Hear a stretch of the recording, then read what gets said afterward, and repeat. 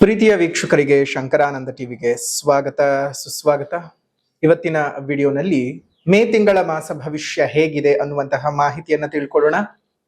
ಅದಕ್ಕಿಂತ ಮುಂಚಿತವಾಗಿ ಯಾರಾದರೂ ಶಂಕರಾನಂದ ಟಿವಿ ಯೂಟ್ಯೂಬ್ ವಾಹಿನಿಯನ್ನು ಸಬ್ಸ್ಕ್ರೈಬ್ ಮಾಡ್ಕೊಂಡಿಲ್ಲ ಅಂದ್ರೆ ಸಬ್ಸ್ಕ್ರೈಬ್ ಮಾಡ್ಕೊಳ್ಳಿ. ಇನ್ಸ್ಟಾಗ್ರಾಮ್ ಪೇಜ್, ಫೇಸ್ಬುಕ್ ಪೇಜ್ ಅನ್ನ ಫಾಲೋ ಮಾಡ್ತಾ ಇಲ್ಲ ಅಂದ್ರೆ ಫಾಲೋ ಮಾಡಿ. ಅದರಿಂದ ನೆಕ್ಸ್ಟ್ ಅಪ್ಲೋಡ್ ಮಾಡುವಂತಹ ವಿಡಿಯೋಗಳು ನಿಮಗೆ ನೋಟಿಫಿಕೇಶನ್ ಮುಖಾಂತರ ಬಂದು ತಲುಪತ್ತೆ. ಹೊಸ ಹೊಸ ಮಾಹಿತಿಗಳನ್ನ ತಿಳ್ಕೊಳ್ಳೋದಕ್ಕೆ ಸಾಧ್ಯವಾಗುತ್ತೆ ಅಂತ ತಿಳಿಸ್ತಾ, ಈ ಒಂದು ವಿಶೇಷವಾಗಿರ್ತಕ್ಕಂತಹ ಮೇ ತಿಂಗಳ ವಿಶೇಷತೆಗಳನ್ನ ನಾವು ಗಮನಿಸೋದಾಯ್ತು ಅಂತ ಹೇಳಿದ್ರೆ, ಈ ತಿಂಗಳು ಒಟ್ಟು 3 ವಿಶೇಷತೆಗಳನ್ನ ಪ್ರಮುಖವಾಗಿ ನಾವು ಗುರುತಿಸ್ಕೊಳ್ಬೇಕಾಗ್ತದೆ. ಈ ತಿಂಗಳು ಪ್ರಾರಂಭವಾಗೋದು ಬುದ್ಧ ಪೌರ್ಣಮಿ ದಿವಸದಿಂದ. ಶಾಂತಿಯ ಸಂಕೇತವನ್ನ ಭಾರತದಾದ್ಯಂತ ಮತ್ತು ಹಲವು ವಿದೇಶಗಳಲ್ಲೂ ಹಬ್ಬಿಸಿದಂತಹ ಬುದ್ಧನನ್ನ ಸ್ಮರಣೆ ಮಾಡ್ಕೊಳ್ತಕ್ಕಂತಹ ಬುದ್ಧ ಪೌರ್ಣಮಿ ಇರತಕ್ಕಂತಹ ದಿವಸ 1ನೇ ತಾರೀಕು ಪೌರ್ಣಮಿ. ಅದನ್ನು ಬುದ್ಧ ಪೌರ್ಣಮಿ ಅಂತಾನೆ ಕರಿತೀವಿ. ಹಲವಾರು ರೀತಿಯಲ್ಲಿ ಜ್ಞಾನೋದಯಕ್ಕೆ, ತ್ಯಾಗಕ್ಕೆ, ಶಾಂತಿಗೆ ಹೆಸರನ್ನು ಮಾಡಿದಂತಹ ಆ ಬುದ್ಧನ ಸ್ಮರಣೆ ಮಾಡ್ಕೊಳ್ತಕ್ಕಂಥ ದಿವಸ. ಜನ್ಮ ಮತ್ತು ಮರಣ ಎರಡನ್ನೂ ಸಹ ಮಾಡ್ಕೊಳ್ತಕ್ಕಂಥದ್ದು. ಅದರಲ್ಲೂ ಬೋಧಿ ವೃಕ್ಷವನ್ನ ಬೌದ್ಧರು ವಿಶೇಷವಾಗಿ ಪೂಜಿಸ್ತಕ್ಕಂತಹ ದಿವಸವೂ ಸಹ ಈ ದಿವಸ. ಬುದ್ಧನ ನೆನಪಿನಲ್ಲಿ ಅವನ ಬದುಕಿನ ಎಲ್ಲ ಮಜಲುಗಳನ್ನ ಸ್ಮರಿಸಿ ಅವರಂತೆ ಶಾಂತಿಯಾಗಿ ಬದುಕುವುದನ್ನ ಕಲಿತುಕೊಳ್ತಕ್ಕಂತಹ ಪುಣ್ಯ ದಿವಸ ಅಂತಾನೆ ಹೇಳ್ಬೋದು. ಕಷ್ಟಪಟ್ಟು ಒಂದ್ ಸೈಟ್ ಅನ್ನ ಕೊಂಡ್ಕೊಂಡಿದ್ದಾಯ್ತು, ಈಗ ಆ ಜಾಗದಲ್ಲಿ ಮನೆ ಕಟ್ಟಿಸ್ಬೇಕು, ಪಾಯ ಯಾರ ಕಡೆಯಿಂದ ಹಾಕಿಸ್ಬೇಕು, ಬೇಕಾದ ಕಲ್ಲುಗಳಾಗಿರ್ಲಿ, ಕಬ್ಬಣ ಆಗಿರ್ಲಿ, ಮರಳು, ಜಲ್ಲಿಕಲ್ಲು, ಅದೇ ರೀತಿಯಾಗಿ ಮನೆಗೆ ಬೇಕಾಗಿರುವಂತಹ ಇಟ್ಟಿಗೆ, ಸಿಮೆಂಟು ಎಲ್ಲಿಂದನಪ್ಪ ತರಿಸ್ಬೇಕು, ಯಾರ ಕಡೆಯಿಂದ ಕೊಂಡ್ಕೊಳ್ಬೇಕು ಅಂತ ಯೋಚನೆ ಮಾಡ್ತಾ ಇದ್ದೀರಾ? ಇದರೆಲ್ಲದರ ಜೊತೆಗೆ ವಾಸ್ತು ಅನ್ನುವಂಥದ್ದು ಮನೆಗೆ ಬಹಳ ಮುಖ್ಯ. ಯಾರ ಕಡೆಯಿಂದ ನಾವು ವಾಸ್ತುವನ್ನು ತೋರಿಸ್ಬೇಕು ಅಂತಾನು ಯೋಚನೆ ಮಾಡ್ತಾ ಇದ್ದೀರಲ್ವಾ? ನೀವು ಯೋಚನೆ ಮಾಡೋದೇ ಬೇಡ. ಪಾಯ ಹಾಕೋದ್ರಿಂದ ಹಿಡಿದು ಮನೆಗೆ ಯಾವ ರೀತಿಯಾಗಿ ವಾಸ್ತು ಇರಬೇಕು ಅಂತ, ಜೊತೆಗೆ ಆ ಮನೆಗೆ ತಕ್ಕ ಹಾಗೆ ಯಾವ ಬಣ್ಣವನ್ನ ಹಾಕಬೇಕು, ನೆಲಕ್ಕೆ ಯಾವ ಕಲ್ಲು ಹಾಕಬೇಕು, ಗೋಡೆಗೆ ಯಾವ ಬಣ್ಣ ಬಳಿಬೇಕು, ಯಾವ ಕಬ್ಬಣ ಉಪಯೋಗಿಸಬೇಕು ಅಂತೆಲ್ಲ ವಿಶೇಷವಾದ ಮಾಹಿತಿಗಳನ್ನ ಪಾಯದಿಂದ ಹಿಡಿದು ಗೃಹ ಪ್ರವೇಶದವರೆಗೂ ನಿಮಗೆ ಬೇಕಾದಂತಹ ಎಲ್ಲಾ ಸವಲತ್ತುಗಳನ್ನ ಒಂದೇ ಸೂರಿನಡಿ ಕೊಡ್ತಾ ಇದ್ದಾರೆ. ಅತ್ಯಂತ ಕಡಿಮೆ ದರದಲ್ಲಿ ಉನ್ನತ ಗುಣಮಟ್ಟ ಇರತಕ್ಕಂತಹ ವಸ್ತುಗಳನ್ನ ಉಪಯೋಗಿಸಿ ನಿಮಗೆ ಅಂತಾನೆ ಮನೆಯನ್ನ ಕನ್ಸ್ಟ್ರಕ್ಷನ್ ಮಾಡಿಕೊಡ್ತಾ ಇದ್ದಾರೆ. ನಮ್ಮ ರಾಜಾಜಿನಗರದಲ್ಲಿರುವಂತಹ KMI ಕನ್ಸ್ಟ್ರಕ್ಷನ್ಸ್ ನವರು ನಿಮಗೆ ಏನಾದ್ರೂ ಮನೆ ಕಟ್ತಾ ಇದ್ದೀನಿ, ಎಲ್ಲಾ ರೀತಿಯಾದ ಗೊಂದಲಗಳಿದೆ ಅಂದ್ರೆ ಫಸ್ಟ್ ಇಲ್ಲಿರುವಂತಹ ಫೋನ್ ನಂಬರ್ಗೆ ಫೋನ್ ಮಾಡಿ ಎಲ್ಲಾ ಮಾಹಿತಿಗಳನ್ನ ನೀವು ಕುಲಂಕುಷವಾಗಿ ತಿಳ್ಕೊಂಡು ನಿಮಗೆ ಬೇಕಾದಂತಹ ಮನೆಯನ್ನ ನಿಮ್ಮ ಕೈಗೆಟಕುವ ದರದಲ್ಲಿ ಇವರೇ ಕಟ್ಟಿಕೊಡ್ತಾರೆ. ಎಲ್ಲಾ ವಿಚಾರಗಳನ್ನ ತಿಳ್ಕೊಂಡು ಮುಂದುವರಿರಿ. ಶುಭವಾಗ್ಲಿ. ಕನ್ಸ್ಟ್ರಕ್ಷನ್ಗೆ ಸಂಬಂಧಪಟ್ಟಂತಹ ಸಂಪೂರ್ಣ ಮಾಹಿತಿ ಬೇಕಾದ್ರೆ ಇಲ್ಲಿರುವಂತಹ ಫೋನ್ ನಂಬರ್ಗೆ ಫೋನ್ ಮಾಡಿ. ಶುಭವಾಗ್ಲಿ. ಅದರ ಜೊತೆಗೆ 11ನೇ ತಾರೀಕು 5ನೇ ತಿಂಗಳು 2026 ಅವತ್ತು ವಿಶೇಷವಾಗಿ ವೈಶಾಖ ಮಾಸದ ನವಮಿ. ಆ ನವಮಿ ತಿಥಿಯಂದು ಹನುಮತ್ ಜಯಂತಿ ಇರ್ತಕ್ಕಂಥದ್ದು. ನಮ್ಮ ಎಲ್ಲರ ಪ್ರೀತಿಯ ಹನುಮಂತ ದಾಸರ ಕೈನಲ್ಲಿ ಕಂದ ಅಂತ ಸೀತಾಮಾತೆ ಕರೆದ್ಲು ಅಂತ ಊಹೆ ಮಾಡಿಕೊಂಡು, ಎನ್ನ ಕಂದ ಹಳ್ಳಿಯ ಹನುಮ ಚೆನ್ನಾಗಿ ಹರೇ ಲಕ್ಷ್ಮಣ ದೇವರು ಅಂತ ಹೇಳಿ ದಾಸರು ಬರೀತಾರೆ. ಬಹುಶಃ ದಾಸರು ಊಹೆಯನ್ನ ಮಾಡಿಕೊಂಡು ಸೀತಾ ಮತ್ತು ಹನುಮಂತನ ಸಂವಾದ ಹೀಗಿದ್ದಿರಬಹುದು ಅನ್ನುವಂತಹ ಮಾತುಗಳು ಎಷ್ಟು ಚೆನ್ನಾಗಿದ್ದಾವಲ್ಲ. ಅಣುವೂ ಹೌದು, ಮಹಾಬಲನೂ ಹೌದು. ಇಂತಹ ಹನುಮಂತ ನಮ್ಮ ಕಿಷ್ಕಿಂಧದಲ್ಲಿ ಕೇಸರಿ ಮತ್ತು ಅಂಜನಾದೇವಿಗೆ ಜನ್ಮಿಸಿದಂತಹ ಪುಣ್ಯದ ದಿವಸ ವೈಶಾಖ ನವಮಿ.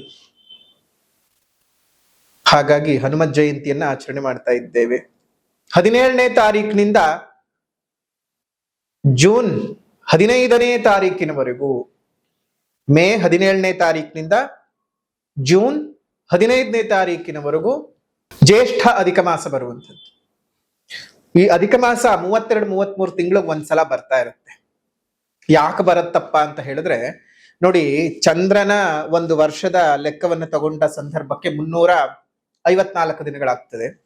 ಅದೇ ರೀತಿಯಾಗಿ ಸೂರ್ಯನ ದಿನಗಳನ್ನ ತೆಗೆದುಕೊಂಡಂತಹ ಸಂದರ್ಭದಲ್ಲಿ 365 ದಿವಸಗಳು ಬರುತ್ತೆ. ಒಟ್ಟಾರೆಯಾಗಿ 10-11 ದಿವಸಗಳ ಅಂತರ ಸೂರ್ಯ ಮತ್ತು ಚಂದ್ರನಿಗೆ ಇರ್ತಕ್ಕಂಥದ್ದು. ಅದನ್ನ ಬ್ಯಾಲೆನ್ಸ್ ಮಾಡುವಂತಹ ಸಲುವಾಗಿ ಒಂದು ತಿಂಗಳನ್ನ 32-33 ತಿಂಗಳು ಒಂದ್ಸಲ ಆಡ್ ಮಾಡಿದ ಸಂದರ್ಭಕ್ಕೆ ಎರಡನ್ನು ಸಮಾನಾಂತರಿಸುವ ರೀತಿನಲ್ಲಿ ನೋಡಿದಾಗ ಸೂರ್ಯ ಒಂದು ರಾಶಿಯಿಂದ ಇನ್ನೊಂದು ರಾಶಿಗೆ ಪ್ರವೇಶ ಮಾಡದೇ ಇರತಕ್ಕಂತಹ ತಿಂಗಳು ಅದಾಗಿರ್ತದೆ.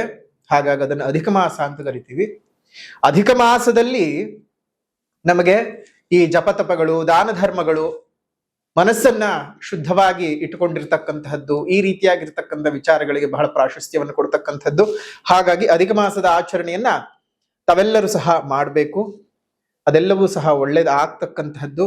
ಇನ್ನು ಪ್ರಮುಖವಾಗಿ ಬದಲಾಗ್ತಾ ಇರತಕ್ಕಂತಹ ಗ್ರಹಗಳನ್ನ ನೋಡಿದಂತಹ ಸಂದರ್ಭದಲ್ಲಿ 11ನೇ ತಾರೀಕು 5ನೇ ತಿಂಗಳು 2026 ಕುಜ ಮೇಷರಾಶಿಗೆ ಪ್ರವೇಶವನ್ನು ಮಾಡ್ತಾ ಇದ್ದಾನೆ. 14ನೇ ತಾರೀಕು 5ನೇ ತಿಂಗಳು 2026 ಬುಧ ವೃಷಭ ರಾಶಿಗೆ ಪ್ರವೇಶ ಮಾಡಿದ್ರೆ ಅದೇ ದಿವಸ ಅಂದ್ರೆ 14ನೇ ತಾರೀಕೆ ಶುಕ್ರ ಮಿಥುನ ರಾಶಿಗೆ ಪ್ರವೇಶ ಮಾಡ್ತಾ ಇದ್ದಾನೆ. 15ನೇ ತಾರೀಕು 5ನೇ ತಿಂಗಳು 2026 ವೃಷಭ ರಾಶಿಗೆ ರವಿ ಪ್ರವೇಶ ಮಾಡ್ತಾ ಇದ್ದಾನೆ.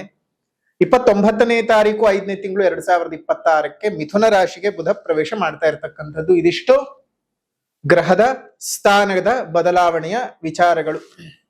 ಜೊತೆಗೆ ಈ ಮೇ ತಿಂಗಳಲ್ಲಿ ಕೃತಿಕಾ ಮಳೆ ಇದೆ. ಕೃತಿಕಾ ಮಳೆಯನ್ನ ನಾವು ನಿರೀಕ್ಷೆ ಮಾಡಬಹುದು 11ನೇ ತಾರೀಕಿನಿಂದ 25ನೇ ತಾರೀಕಿನವರೆಗೂ. ಇದು ನಮ್ಮ ರೈತಾಪಿ ವರ್ಗದವರಿಗೆ ಬಹಳ ಅನುಕೂಲ ಆಗ್ತಕ್ಕಂತಹ ವಿಚಾರ.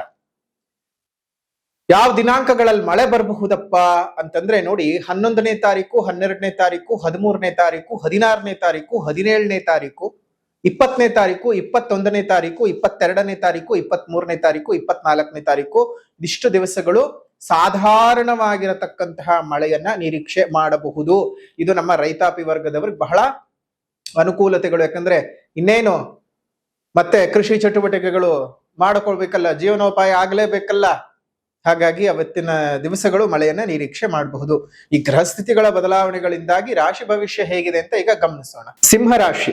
ಸಿಂಹ ರಾಶಿನಲ್ಲಿ ಹುಟ್ಟಿರ್ತಕ್ಕಂಥವ್ರಿಗೆ ಗ್ರಹಸ್ಥಿತಿಗಳು ಯಾವ್ಯಾವ ರೀತಿಯಾಗಿದೆ ಅಂತ ನೋಡೋದಾಯ್ತು ಅಂದ್ರೆ ನೋಡಿ, ನಿಮ್ಮ ರಾಶಿನಲ್ಲೇ ಇರ್ತಕ್ಕಂತಹ ಕೇತು, ಸಪ್ತಮದಲ್ಲಿರ್ತಕ್ಕಂತಹ ರಾಹು, ಅಷ್ಟಮದ ಶನಿ ಪೀಡೆ, ಜೊತೆಗೆ 9ನೇ ಮನೆಯಲ್ಲಿ ಇರ್ತಕ್ಕಂತಹ ಕುಜ, 10ನೇ ಮನೆಯಲ್ಲಿ ನಿಮ್ಮ ರಾಶ್ಯಾಧಿಪತಿ ಬುಧನೊಟ್ಟಿಗೆ ರವಿ ಇರ್ತಕ್ಕಂತಹದ್ದು, ಏಕಾದಶದಲ್ಲಿ ಅಂದ್ರೆ 11ನೇ ಮನೆಯಲ್ಲಿ ಗುರು ಮತ್ತು ಶುಕ್ರರು ಇರ್ತಕ್ಕಂಥದ್ದು. ಒಟ್ಟಾರೆಯಾಗಿ ಒಂದಷ್ಟು ಅನುಕೂಲತೆಗಳನ್ನು ನೋಡ್ತೀರಿ, ಅನಾನುಕೂಲತೆಗಳನ್ನು ಸಹ ನೀವು ನೋಡ್ತೀರಿ. ಶನಿ ಪೀಡನೆಗೊಳಗಾಗಿದ್ದೀರಿ. ಈಗಾಗಲೇ ಆರೋಗ್ಯ ಒಂದಾದ್ಮೇಲೊಂದು ಅದರಲ್ಲೂ ಎಸ್ಪೆಷಲಿ ಹೆಣ್ಣು ಮಕ್ಕಳಿಗೆ ಯೂಟ್ರಸ್ ಪ್ರಾಬ್ಲಮ್ಗಳನ್ನ ಕೊಡ್ತಕ್ಕಂಥದ್ದು, ಯೂರಿನಲ್ ಇನ್ಫೆಕ್ಷನ್ಸ್ಗಳು ಜಾಸ್ತಿ ಆಗ್ತಕ್ಕಂಥದ್ದು, ತವರ ಮನೆಯಿಂದ ಬರ್ಬೇಕಾದಂತಹ ಹಣಕಾಸುಗಳು ನಿಂತು ಹೋಗ್ತಕ್ಕಂಥದ್ದು, ಕುಟುಂಬದಲ್ಲಿ ವ್ಯಾಜ್ಯಗಳು ಜಾಸ್ತಿ ಆಗ್ತಾ ಹೋಗುವಂಥದ್ದು, ಗಂಡ ಹೆಂಡತಿಗೆ, ಹೆಂಡತಿ ಗಂಡನಿಗೆ ಹಿಂಸೆ ಕೊಡೋದಕ್ಕೆ ಪ್ರಾರಂಭ ಮಾಡ್ತಕ್ಕಂಥದ್ದು, ಬಹಳ ಯಾತನಾಮಯವಾದ ಸಮಯವನ್ನ ನೋಡ್ಬೇಕಾಗಿರ್ತಕ್ಕಂತಹ ಸಂದರ್ಭ ಮೇ ತಿಂಗಳಲ್ಲಿ ಇರ್ತಕ್ಕಂಥದ್ದು ಸಿಂಹ ರಾಶಿನಲ್ಲಿ ಹುಟ್ಟಿರ್ತಕ್ಕಂಥವ್ರಿಗೆ. ಜೊತೆಗೆ ಜೂನ್ ನಲ್ಲಿ ಗುರುವಿನ ಬದಲಾವಣೆ ಬೇರೆ ಆಗ್ತಾ ಇದೆ. ಗುರು ಅನುಗ್ರಹ ಇರತಕ್ಕಂತಹ ಕೊನೆಯ ತಿಂಗಳು ಸಹ ಇದು. ಆಮೇಲೆ 12ನೇ ಮನೆಗೆ ಬಂದು ಬಹಳ ಅನಿಷ್ಟಕಾರಕವಾಗಿರತಕ್ಕಂತಹ ಫಲಗಳನ್ನ ಅನುಭವಿಸಬೇಕಾಗ್ತದೆ. ಜಾಗ್ರತೆ ಜಾಗ್ರತೆ ಜಾಗ್ರತೆ. ಈ ಅಷ್ಟಮ ಶನಿಯ ಪೀಡೆಯಿಂದ ತುಂಬಾ ಹಿಂಸೆಗಳನ್ನು ಈಗಾಗಲೇ ಅನುಭವಿಸ್ತಾ ಇದ್ದೀರಾ. ಆ ಅಷ್ಟಮ ಶನಿಯ ಪೀಡೆ ನಿವಾರಣೆ ಆಗೋದಕ್ಕೋಸ್ಕರವಾಗಿ ಒಂದು ಸ್ವಲ್ಪ ಎಳ್ಳು ಮತ್ತು ಬೆಲ್ಲ ಎರಡನ್ನು ಕುಟ್ಟಿ ಪುಡಿ ಮಾಡಿ ಸಣ್ಣ ಸಣ್ಣ ಉಂಡೆಗಳನ್ನಾಗಿ ಮಾಡಿ ಹನುಮಂತನ ದೇವಸ್ಥಾನದ ಮುಂದೆ ಭಕ್ತರಿಗೆ ಹಂಚಿ ಬನ್ನಿ. ಆ ಒಂದು ಅಷ್ಟಮ ಶನಿಯ ಪೀಡೆಯು ನಿವೃತ್ತಿಯಾಗ್ತದೆ, ಸಮಸ್ಯೆಗಳನ್ನು ಕೊಡೋದು ಕಡಿಮೆ ಮಾಡ್ತದೆ. ಇನ್ನು 9ನೇ ಮನೆಯಲ್ಲಿ ಭಾಗ್ಯಾಧಿಪತಿ ಭಾಗ್ಯಸ್ಥಾನದಲ್ಲೇ ಇರ್ತಕ್ಕಂಥದ್ದು. ನಿಮ್ಮ ಚತುರ್ಥಾಧಿಪತಿ ಮತ್ತು ಭಾಗ್ಯಾಧಿಪತಿಯು ಭಾಗ್ಯಸ್ಥಾನದಲ್ಲೇ ಇದ್ದು ನಿಮ್ಮ ತೃತೀಯ ಸ್ಥಾನ ಪರಾಕ್ರಮ ಸ್ಥಾನದ ಮೇಲೆ ದೃಷ್ಟಿ. ಆಸ್ತಿಯ ವಿಚಾರದಲ್ಲಿ ಅಣ್ಣ ತಮ್ಮಂದರು ಅಕ್ಕ ತಂಗಿಯರ ನಡುವೆ ಕಲಹಗಳು ಉಂಟಾಗ್ತಾ ಹೋಗುತ್ತವೆ. ಮನೆಯಲ್ಲಿ ನೆಮ್ಮದಿಯನ್ನ ಕಳ್ಕೊಳ್ತೀರಿ. ಮಾನಸಿಕವಾಗಿ ಚಿಂತೆ ವ್ಯಾಕುಲತೆಗಳು ಜಾಸ್ತಿ ಆಗ್ತಾ ಹೋಗುತ್ತೆ. ಆರೋಗ್ಯದ ಸ್ಥಿತಿನಲ್ಲಿ ಬಹಳ ಏರುಪೇರುಗಳನ್ನ ನೋಡ್ತೀರಿ. ಯತ್ನ ಕಾರ್ಯಗಳು ವಿಫಲಗಳು ಆಗ್ತಕ್ಕಂತಹದ್ದು, ವಿವಾಹ ಮತ್ತು ಮಂಗಳ ಕಾರ್ಯಕ್ರಮಗಳು ನಿಂತು ಹೋಗುವ ಸಾಧ್ಯತೆಗಳು ಇದೆ. ಸಿಂಹರಾಶಿನಲ್ಲಿ ಹುಟ್ಟಿರ್ತಕ್ಕಂಥವ್ರಿಗೆ ಬಹಳ ಹುಷಾರಾಗಿ ಇರಬೇಕು. ವ್ಯಾಪಾರ ವ್ಯವಹಾರಗಳಲ್ಲಿ ಬಹಳ ವಿಘ್ನಗಳನ್ನ ನೀವು ನೋಡ್ತೀರಾ. ಅದೇ ರೀತಿಯಾಗಿ ಸರ್ಕಾರಿ ಕ್ಷೇತ್ರದಲ್ಲಿ ಗುರುತಿಸಿಕೊಂಡಿರ್ತಕ್ಕಂತಹ ಸಾಮಾನ್ಯ ದರ್ಜೆಯ ನೌಕರರಿಗೆ ಆರೋಪ ಅಪವಾದಗಳು ಬರ್ತಕ್ಕಂಥದ್ದು, ಉನ್ನತ ದರ್ಜೆಯ ಅಧಿಕಾರಿಗಳು ಕೆಲಸಗಳಿಂದ ಅಮಾನತುಗಳಾಗತಕ್ಕಂತಹದ್ದು, ನೀವು ಮಾಡಿಲ್ಲದೆ ಇರತಕ್ಕಂತಹ ತಪ್ಪಿಗೆ ನಿಮ್ಮನ್ನ ಗುರಿ ಮಾಡಿ ನಿಮ್ಮನ್ನ ಅಮಾನತಿನಲ್ಲಿ ಇಡತಕ್ಕಂತಹ ಕೆಲವು ಘಟನೆಗಳು ನಡೀಬಹುದು. ಸರ್ಕಾರಿ ಉದ್ಯೋಗಿಗಳು, ಅದರಲ್ಲೂ ಉನ್ನತ ದರ್ಜೆನಲ್ಲಿ ಇರ್ತಕ್ಕಂಥವ್ರಿಗೆ, ಸಾಮಾನ್ಯ ದರ್ಜೆಯಲ್ಲಿ ಇರ್ತಕ್ಕಂಥವ್ರಿಗೆ ಆರೋಪ ಅಪವಾದಗಳು ಬರ್ತಾ ಹೋಗ್ತಾ ಇರುತ್ತವೆ. ಉದ್ಯೋಗದಲ್ಲಿ ಬಹಳ ಏರುಪೇರುಗಳನ್ನ ನೀವು ನೋಡ್ತಾ ಹೋಗ್ತೀರಾ. ಬಹಳ ಚಿಂತೆಗಳು, ವ್ಯಾಕುಲತೆಗಳು ಜಾಸ್ತಿ ಆಗ್ತಾ ಹೋಗುತ್ತೆ. ವೃತ ಧನ ನಷ್ಟಗಳನ್ನ ನೀವು ನೋಡ್ತೀರಾ. ಬಹಳ ದೃಷ್ಟಿದೋಷಗಳು ಉಂಟಾಗ್ತಾ ಹೋಗುತ್ತವೆ. ನಿಮಗೆ ಬಹಳ ದೃಷ್ಟಿದೋಷಗಳು ಉಂಟಾಗ್ತಾ ಹೋಗುತ್ತವೆ. ಕೈಗೆ ಹಾಕಿದಂತಹ ಕೆಲಸ ಕಾರ್ಯಗಳು ಯಾವುದು ಕೈಗೂಡದೆ ಹೋಗಬಹುದು. ಹುಷಾರು. ಗುರುಬಲವನ್ನು ಕಳ್ಕೊಳ್ತಾ ಇದ್ದೀರಾ. ಗುರು ಶಾಂತಿ ಮಾಡಿಸ್ಕೊಳ್ಳೋದು ಮರಿಬೇಡಿ.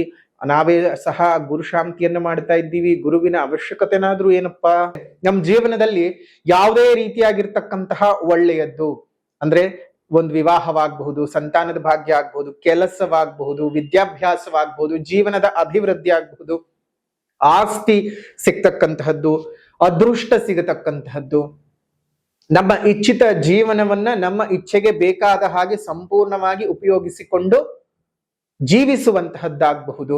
ಇಂಥದ್ದಕ್ಕೆಲ್ಲ ಗುರುಬಲ ಬೇಕೇ ಬೇಕು. ಗೋಚಾರದಲ್ಲಿ ಗುರುಬಲ ವರ್ಷದಿಂದ ವರ್ಷಕ್ಕೆ ಭಿನ್ನವಾಗ್ತಾ ಹೋಗ್ತಾ ಇದ್ದಿರುತ್ತೆ. ಆದ್ರೆ ನಿಮ್ ಜನ್ಮಜಾತಕದಲ್ಲೂ ಏನಾದರೂ 3ನೇ ಮನೆಯಲ್ಲಾಗ್ಲಿ, 6ನೇ ಮನೆಯಲ್ಲಾಗ್ಲಿ, 8ನೇ ಮನೆಯಲ್ಲಾಗ್ಲಿ, 12ನೇ ಮನೆಯಲ್ಲಾಗ್ಲಿ ಗುರುವಿನ ಸಂಚಾರ ಇದ್ದಾಗ ಖಂಡಿತವಾಗಿಯೂ ನೀವು ಸಹ ಗುರು ಶಾಂತಿಯನ್ನು ಮಾಡಿಸ್ಲೇಬೇಕಾಗ್ತದೆ. ಕಾರಣ ನಿಮಗೆ ಜಾತಕದ ಒಳಗಡೆಯೇ ಗುರುವಿನ ಅನುಗ್ರಹ ಸರಿಯಾಗಿ ಇರೋದಿಲ್ಲ.